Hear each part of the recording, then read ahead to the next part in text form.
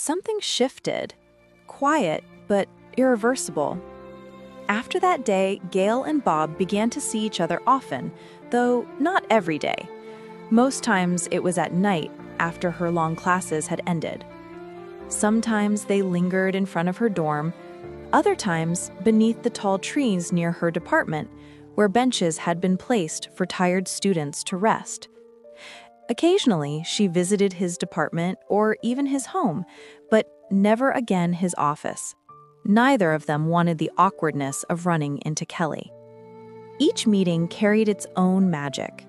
They talked about their day's challenges, shared laughter that drowned out fatigue, and found peace in each other's presence.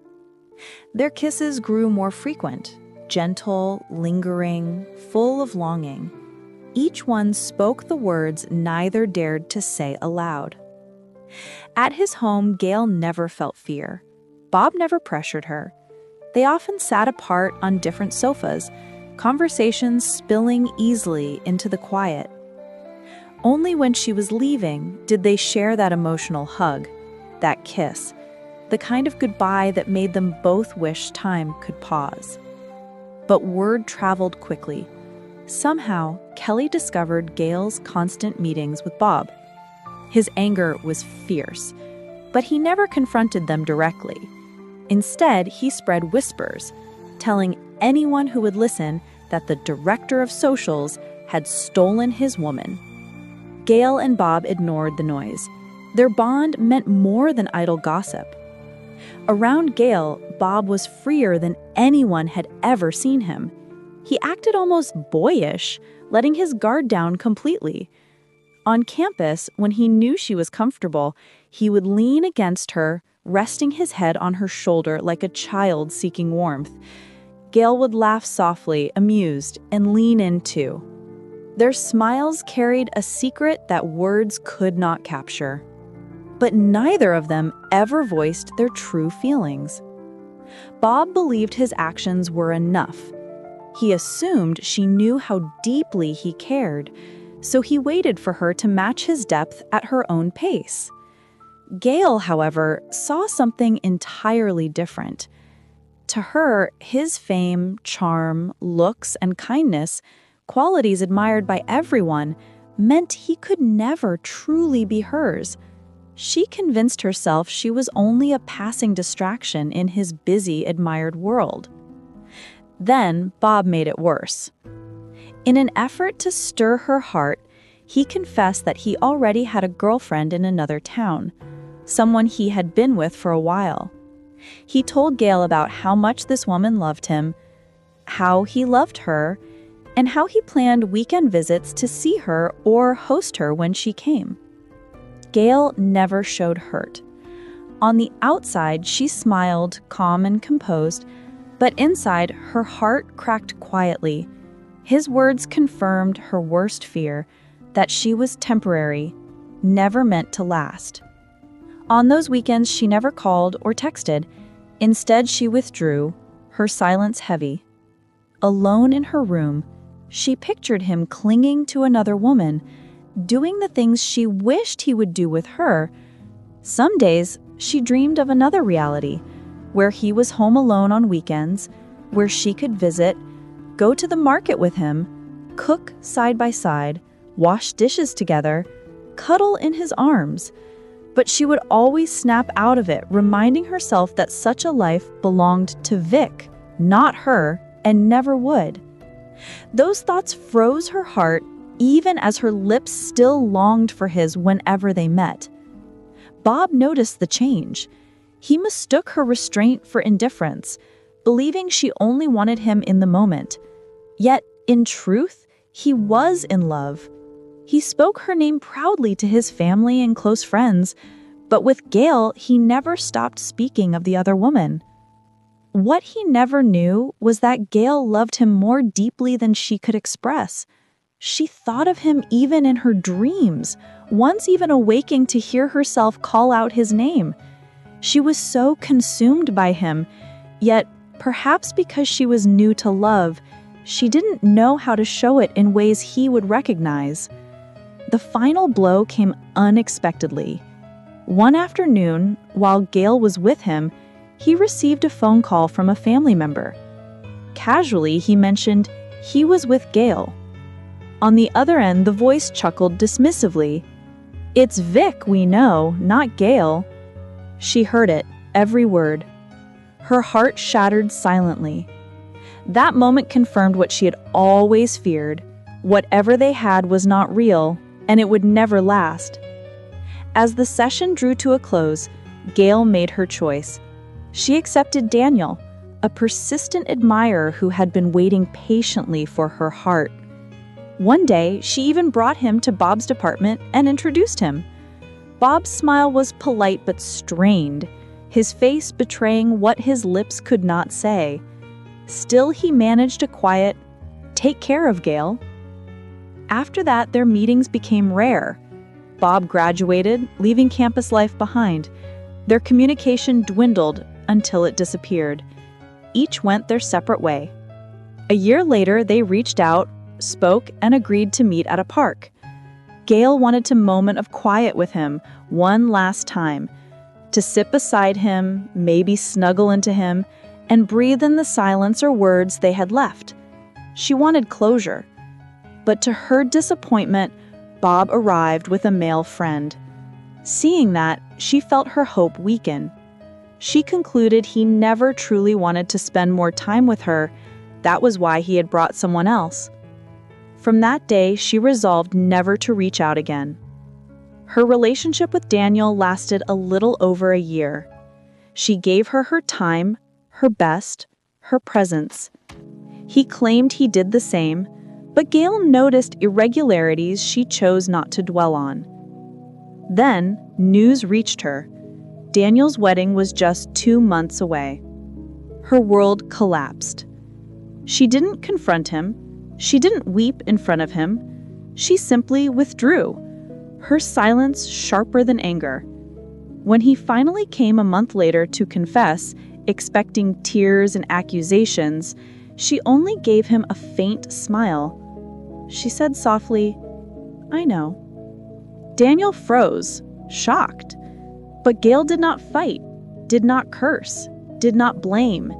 Instead, she wished him well.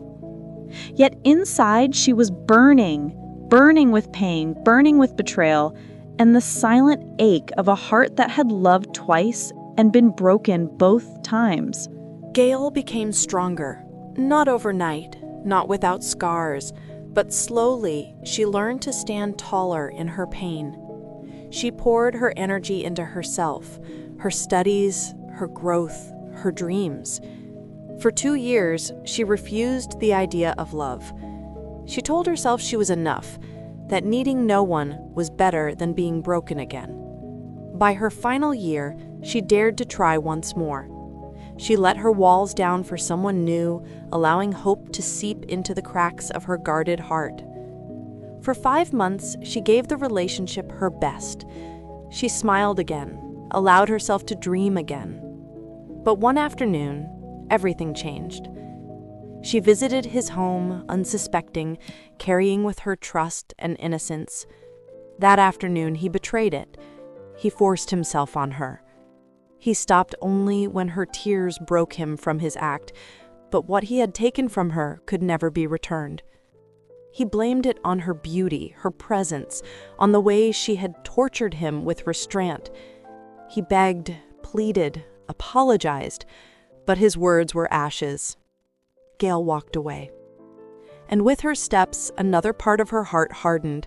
She told herself she was foolish for trusting, for hoping, for believing again. She swore never to open her heart so freely. Love, she decided, was a cruel game, and she no longer wanted to play. She graduated and left that city, leaving behind not just memories, but ghosts. She wanted distance, miles between her and the place that had brought her pain, not once, not twice, but over and over again. For 2 years, she buried herself in work, in building a new life. She became invisible, unreachable. Men who might have approached found no space in her world. But time has its way of softening even the hardest resolve. After those 2 years, she met someone new.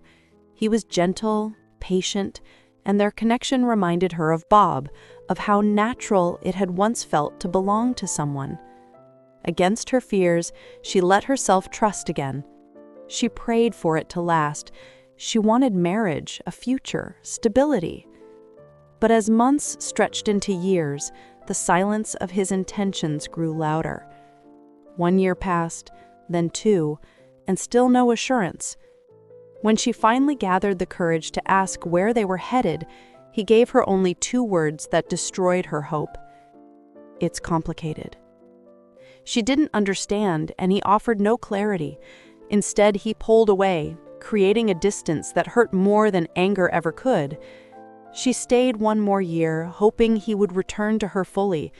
But when she remembered his confession once, that he was afraid of marriage, she finally understood.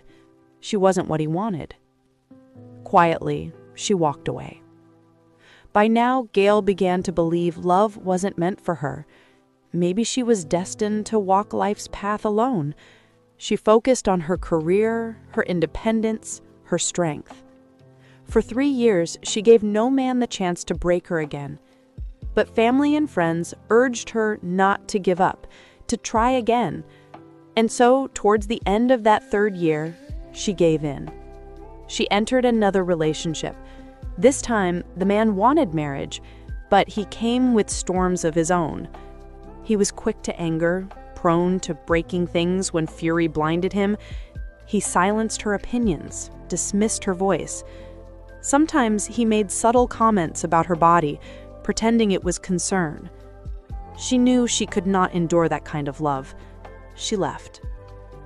Not long after, she met another man who rushed to propose, but she soon discovered his real reason. He thought she was earning well and simply wanted someone to share his financial burdens. When she realized, she withdrew before it was too late.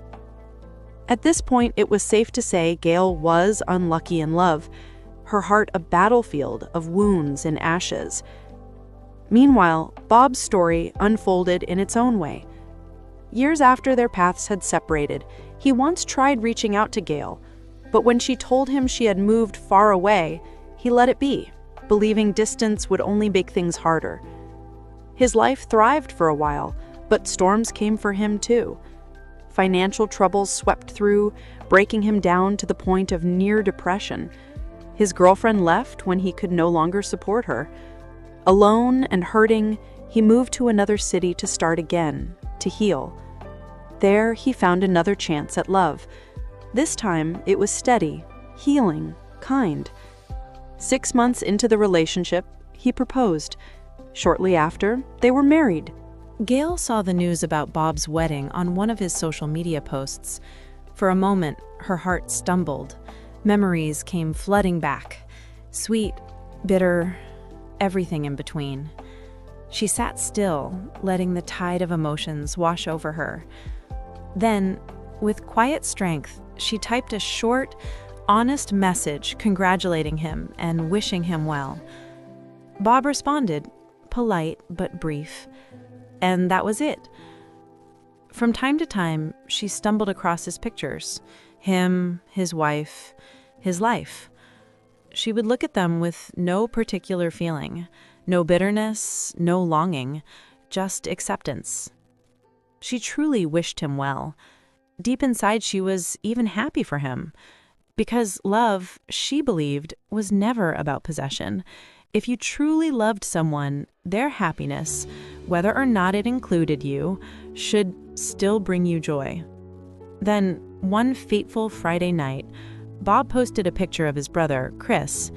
Nostalgia tugged at her heart, and almost without thinking, she left a comment. Minutes later, her phone buzzed. It was Bob. Their conversation unfolded like a river breaking through a dam. He apologized for not keeping in touch, confessed the reasons he had stayed away, admitted his fears. Then he asked the question that had been buried between them for years. Why didn't we make it work?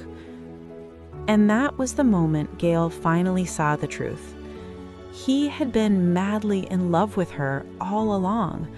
Vic was a mask, a ploy to draw her closer, to make her jealous, to ignite her desire. He never realized that his words only confirmed her fears, pushing her away instead of pulling her in. Her heart trembled, because all she had ever wanted was him. And in his turn, Bob confessed that he had thought she had moved on, that she had found someone better in the new city, forgotten him, closed her heart to him. He was too afraid of rejection to reach out. 2 hearts, 2 people, each carrying the same love, but never speaking it when it mattered most. Now it was too late. Bob was married. Gail had walked her own path, and all they could do was promise to keep in touch, to wish each other well, to carry what they once had in silence. Because the truth is simple. Not all love stories end in happy ever afters.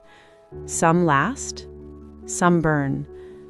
And theirs, they were burnt by their silence.